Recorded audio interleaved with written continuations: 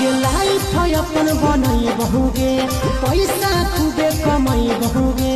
तोरा से दूर चला जाई बहुगे, कबो न लौट के बहुगे।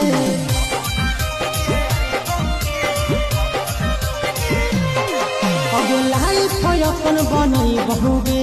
पैसा खूबे कमाई बहुगे, तोरा से दूर चला जाई बहुगे, कबो न लौट के बहुगे।